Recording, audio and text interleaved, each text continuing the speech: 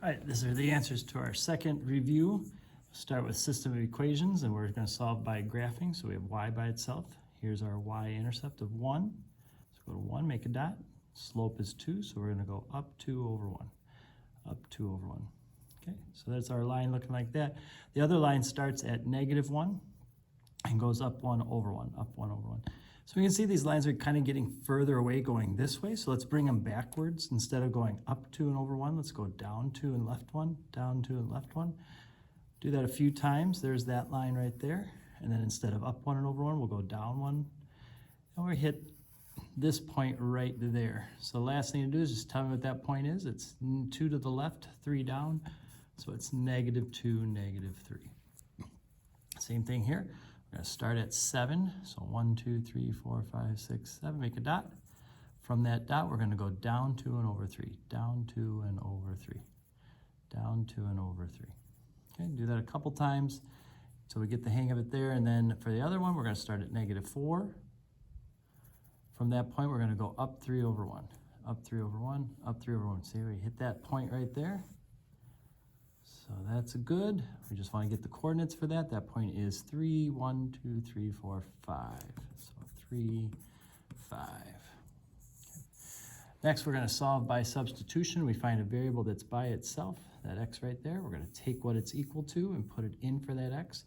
So instead of x plus 2y, we're going to do -y plus 11 plus 2y equals -4. -1y plus 2y will give us 1y.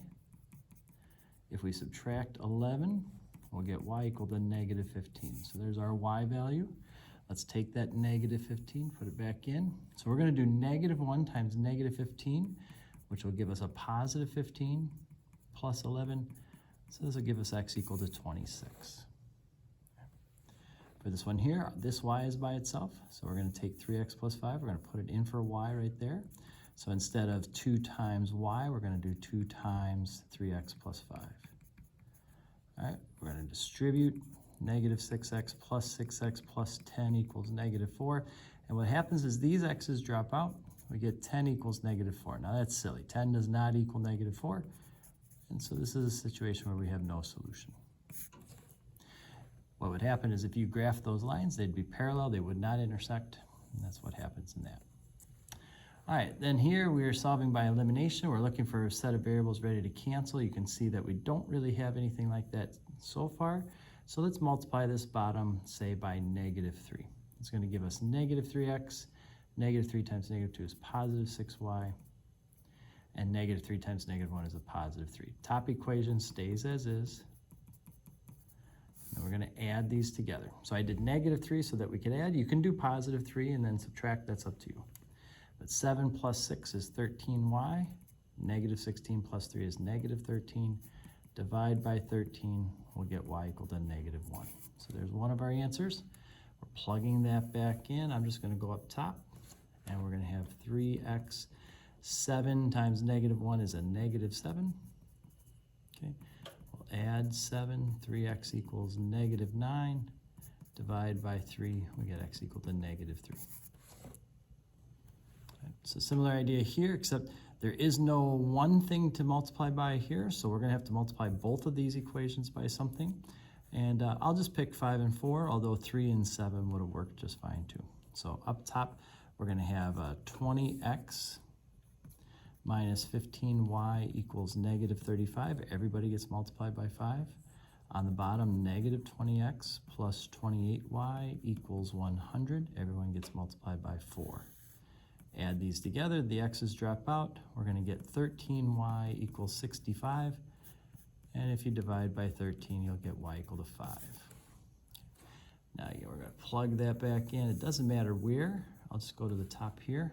So we'll get 4x minus 3 times 5 is 15 equals -7. Add 15. 4x equals 8. All right, and then divide by 4, and we get x equal to 2. So there's solving, and hopefully that's still pretty fresh in your mind. And then we want to write an inequality. It says Monique is selling scarves and hats at a craft fair. So we're going to let S equal the number of scarves she sells, and H represent the number of hats she sells, okay? She sells scarves for $6 each, hats for $9, and she makes a total of $273. So one of the equations that would be in here would be 6 times the hats. Oh, I'm sorry, it's scarves that are 6, my fault. So 6 times S for scarves plus 9 times H for hats, and that gives her a total of $273. So all the money stays on one equation, and then it says she sold a total of 38 items. So the number of scarves plus the number of hats is equal to 38. That would be the other equation. So they didn't ask us to solve it, they just wanted us to write an inequality.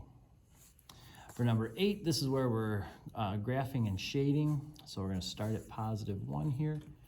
From +1, we're going to go down 2 and over 1, down 2 over 1. Okay, so we got the line going. It's a less than, so not an equal to, so we'll make a dotted line through there. All right, and then it's less than, so we'll shade below. Now we're going to do a light shade on this because not all of this will be our answer, but we'll just do a little light shade there.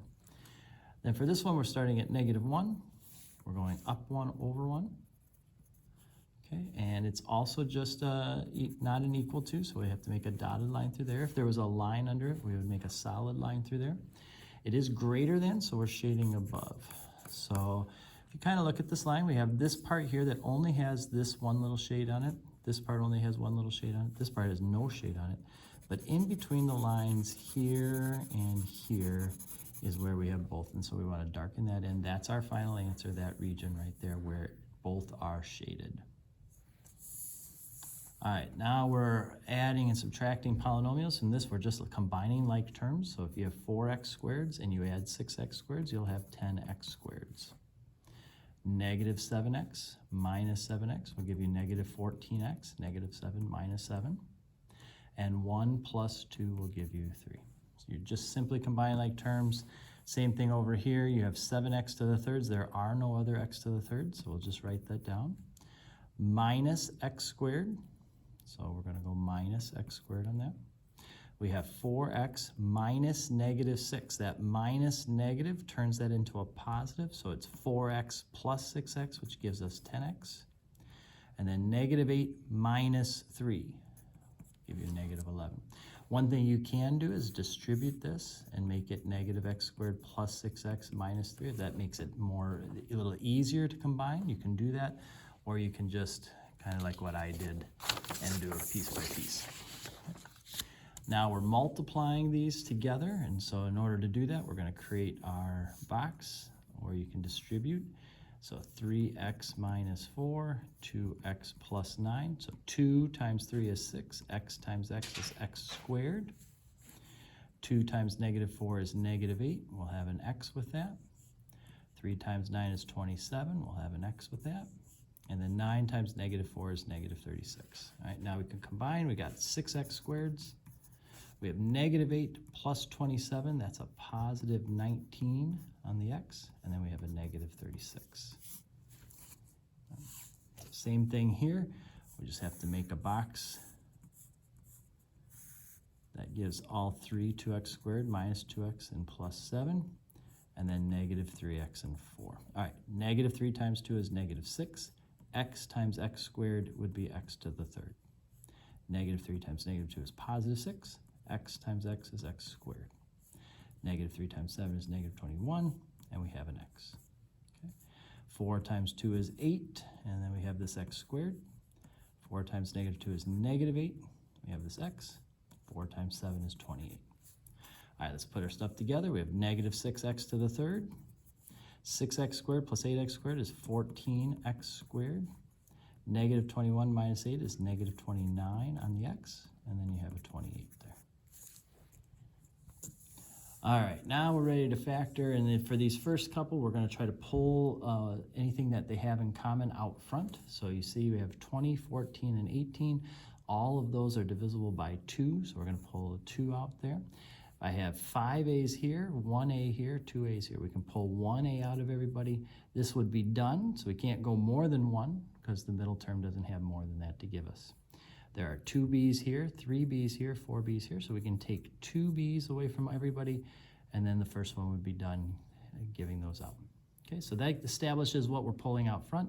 Now we're gonna say what's left over. So if you had 20 divided by 2 would be 10. 2 times 10 would get us back to 20. We had 5 A's, we took 1 out. There'll be 4 left over. We had 2 B's, we took them out, so there are no B's left over. 14 divided by 2 is 7. We had an A, we took that out. We had 3 B's, we took 2 of them away, so there's 1 B left over. Then negative 18 divided by 2 is negative 9. We had 2 A's, we took 1 away, so there's 1 A left. We had 4 B's, we took 2 away, there's 2 B's left. Okay. So that would be, if we were to multiply this back, we'd get right back up to the front. That's the most we can pull out of all of those. Here, 70 and 35, we'd like to pull out as much as we can. You can pull out a 7, you can pull out a 5, but the biggest thing you can pull out is 35 itself. 35 divides evenly into both of those. They both have an X they can give, so we're going to pull an X out, but they don't both have a Y, so I can't pull a Y out front. All right, 70 divided by 35 is 2. We had an X, but we pulled that out front, so we're just left with those 3 Y's. Minus 35 divided by 35 is 1. If you put a 1 there, it's not wrong, but you don't need to. You have 2 X's, you pull 1 out, you'll have 1 left over. All right. For 15, we have 2 things subtracting. Anytime we see that, we're thinking of a difference of squares. So what times itself equals 9x squared, and that would be 3x times 3x. What times itself equals 64, that'd be 8 times 8. So once you identify that, you can write it as 1 plus the other and 1 minus the other. 3x times 3x will get you back to 9x squared. 8 times negative 8 would get you negative 64. And the middle terms will cancel out if you were to multiply them out. Okay. And then for this one, we're looking for 2 numbers that multiply to equal negative 60 and add to equal 10. Now, because it's a negative 60, we know that one of these is plus and one of these is minus. And since they add up to a positive 7, we know the bigger one has to be positive. So we kind of work through 60, 6 and 10. That wouldn't give us the 7. 15 and 4 wouldn't give us that. Eventually you'll come up with 12 and negative 5. That's a little trickier, but it is possible. 12 times negative 5 is negative 60. 12 plus negative 5 is 7. Okay, so you just got to stay patient. Every time we factor something like this, 3 terms, we're looking for 2 numbers that multiply to equal this and add to equal that. All right, last one wants us to find the area and perimeter of these rectangles. This one just gives us straight up 8 and 10 as the thing. So our area is 8 times 10, which would be 80, and it would be square meters. And our perimeter would be 8 plus 10 plus 8 plus 10, which gives us 36. Okay. So a similar idea here, we're going to write in 4x plus 8 and 2x plus 3. So our area would be 4x plus 8 times 2x plus 3, which if we work that out, 4x times 2x is 8x squared. We would have 4x times 3 is 12x plus 16x gives us 28x, and then 8 times 3 is 24. Now you could certainly make the box, which we normally do. I just kind of did a little fast track on that, but the box will give you this exact same thing here. It's up to you. As far as a perimeter goes, that's going to be one side, 2x plus 3, plus 4x plus 8, plus another side, plus another side. So just like the other one where you took the 4 sides and added them together, here are our 4 sides. We're adding them together. This is an 8 right there. So 2 plus 4 plus 2 plus 4 gives us 12x. 3 plus 8 plus 3 plus 8 gives us 22. All right. Good luck on your exam. I'm sure you'll do great.